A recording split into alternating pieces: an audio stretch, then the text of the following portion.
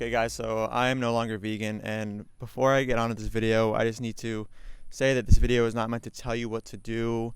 This is just going to be a summation of my journey and how I have come to the conclusion that I should no longer be a vegan. So to start, I've been doing a lot of research in the years I've been vegan. I've been seeing studies that are for veganism, that are against veganism, and I've just come to the conclusion that nutrition just is not really settled at all. I don't know, somebody can go to a study and go to the conclusion part of a study, read the conclusion, and then somebody else can go to that same study, go to the conclusion, and look at the same exact words, but then just read something else. So I've been doing this thing where I look at all these different studies and I open the study and I read the conclusion.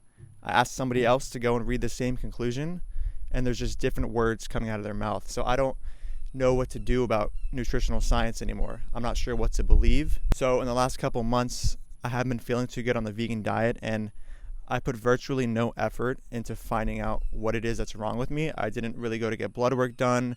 I didn't really think about the fact that maybe I should go and look to see what specific nutrients I could be missing that could be making me feel bad. So yeah, I didn't really decide to get blood work. I didn't think that it was really necessary for me to go and see what specifically in my diet I might be missing.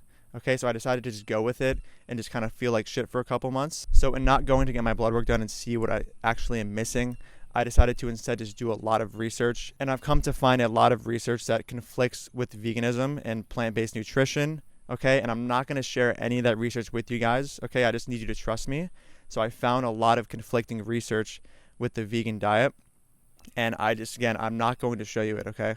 I'm not going to show you it. I need you to just take my word that I did do the research, that I was able to interpret the data, and that I found data that conflicted with pro-vegan research. So I've also been thinking about B12 lately and how we have to supplement it if we want to be vegan.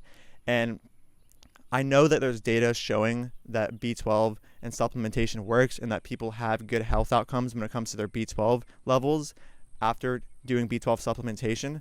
But I just don't like the idea of taking a supplement. I'd rather pay for an innocent animal to be stabbed in the throat or gassed or be hung upside down and just killed.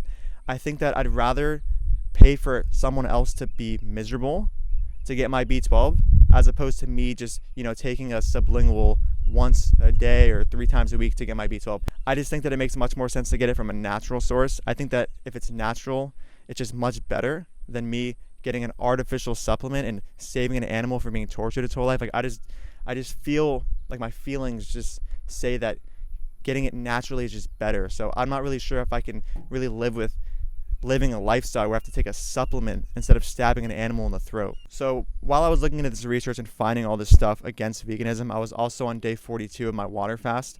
And while I was looking into this research, I found research suggesting that I drink my own urine. Now, of course, I'm not going to show you this research. I'm not going to be explicit about any of the details that I'm giving in this video, but just trust me, I did find the research, and I found research suggesting that I drink my own urine. Now, the research was just a YouTube video of a man telling me that I should drink my own urine and that is good for me. So I decided to put that research up against the research I found for vegan diets. So I took the peer-reviewed statement from the Academy of Nutrition and Dietetics, the largest body of nutritional experts on the planet, and I put it next to the video of the guy drinking his own urine and saying to drink his urine. And I just came to the conclusion that it's obvious that the stronger research was the video of the man drinking his own urine. So that was very compelling for me. It was sort of an epiphany for me to kind of realize that, wow, like this entire time I've been looking at experts and deep peer-reviewed studies that have been peer-reviewed by thousands of people and taking that research and viewing it as better than a video of a guy on YouTube drinking his own piss and saying it's good for me. And that's when I realized that my head has been in the wrong place for a while and that my standard of evidence needed to be improved. Me drinking my own piss also worked at this point because, again, I was on day 42 of my water fast, so I was pissing a lot and I was drinking a lot of my piss. So the water fast actually helped me with the drinking of my own urine. So on day 57 of the water fast, I ended up fainting and going to the hospital, and they ended up doing some blood work on me, and they found out that I was actually deficient in nearly every nutrient. And at that moment, it kind of hit me, okay? I realized that I was deficient in every nutrient, and I was on day 57 of my water fast, and a water fast is technically a vegan diet because there's no animal products in it. And then I realized that the vegan diet is what brought me to the hospital, is what made me deficient in nearly every nutrient.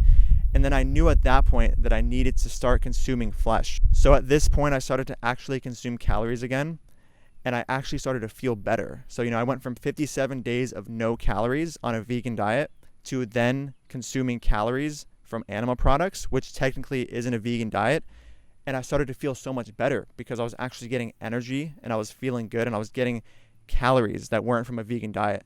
So then at that point, I started feeling so much better, and then it hit me, and then I realized what I needed to do. So after starting to eat meat, dairy, and eggs again, I just started to feel so much better, and I realized that I really couldn't do this whole vegan thing anymore. And listen, guys, I just want to say that, I still love animals, okay? Now that I'm no longer vegan, I'm still going to be mindful of where I get my animal products. So I'm going to be getting some free-range meat, like these animals, before they had their lives taken from them, before they were hung upside down and had a knife jabbed through their jugular, before that happened, they at least were able to walk freely. They also were eating grass. I just think that if an animal ends up walking around freely and has grass for a lot of its life, that it's okay to, take its life, to stab it in the throat, because, you gave it a good life and whatever. So don't worry. I'm going to be buying from grass-fed, free-range only.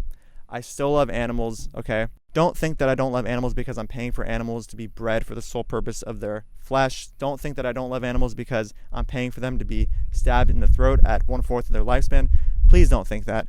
The vegan movement is so toxic, and you guys think that just because I pay for innocent animals to be tortured and exploited and mutilated, that I don't love them, okay? Where's the logic here? You can love an animal and eat them too.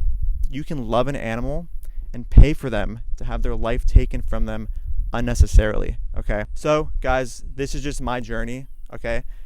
Feel free to send all the hate comments you want. I don't really care for your arguments.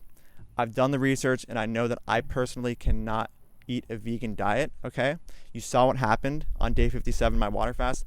I cannot eat a vegan diet. And just a disclaimer again, I'm not telling you what to do in this video. I'm just telling you my journey and what led me to this point in my life, okay? The vegan diet maybe works for some, but not everybody. The research on this just isn't clear.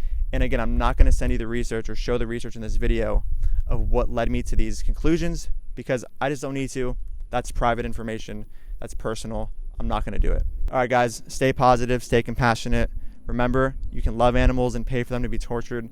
It's fine. It's possible. It's not a paradox. It's not an oxymoron. It's not a contradiction. You can love animals and eat them too. And I tried the vegan thing. Didn't work for me. I did all the research I could. I didn't get blood work done when I wanted to know which nutrients I was deficient in. And I did all I could to see if I can actually be vegan and be healthy. I did everything I could, and it just didn't work for me. It doesn't work for everybody. That's it. Thank you so much, guys. This is my journey. I am no longer vegan.